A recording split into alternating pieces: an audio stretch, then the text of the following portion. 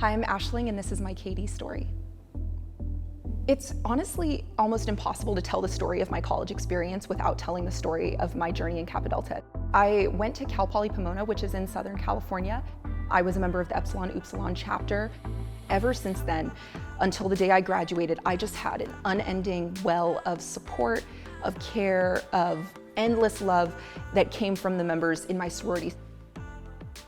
I never thought I would serve on council, and part of the reason was because there was nobody who looked like me represented, not just as the president, but on council at all. When I joined Kappa Delta, our chapter was about 110 members. There were 3 African Americans, and 2 of them graduated before I was even initiated. I really felt as though my chapter was wanting to sustain our sisterhood by recruiting more members of color, by making our organization seem like one that was diverse, that was inclusive, that was equitable.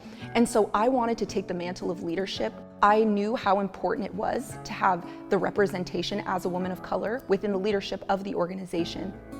Diversity is something I'm really passionate about. It's really important to detangle these 2 issues that are really closely related, diversity and inclusion. To me, what diversity asks is who is in this room? Is who is present in our organization, and does our organization represent the larger community?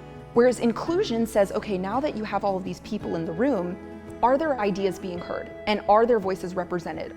I think that diversity is so important. It allows all types of women to come to the table and to offer ideas and solutions that we wouldn't have had otherwise. And that diversity of opinion, experience, background, you name it, is super important in ensuring the life of our organization.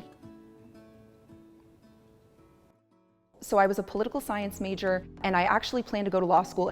And the reason I wanted to do law was with regards to education. I was thinking, how can I understand and fix the issues in education if I've never been a teacher before? So because of that, I joined Teach for America in 2017.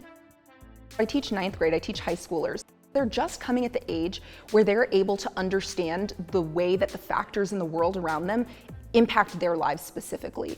So one day, a couple of my students were on the track team, and they went for a track meet at Collierville High School. When they got back the next day, I asked them, oh, how was the meet? How did you guys do? Oh, it was great, and their campus was beautiful. It was amazing. And I said, oh, well, what was amazing? I'm expecting them to say, oh, the library or the gym or something like that. And what they said is, did you know that you don't have to walk through metal detectors to get into the school? As I kept thinking about it, it started to make me angry that my students, who were just as intellectually curious, who are intelligent, who are empathetic and thoughtful, did not have the same type of resources. And that's not fair, and that's not through any fault of theirs. What I came to realize at the end of that year was that the challenges that were facing my students were bigger than my classroom, that I could make bigger changes for the kids of Memphis and the kids who look like me and the kids I care about in this community if I was in Washington.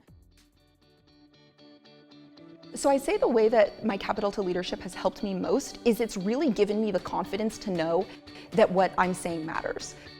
And it's really given me the space to understand that my voice and my thoughts and the ideas I have are important. It just really gave me that confidence to apply for things like this job on Capitol Hill, which otherwise I never would have applied for.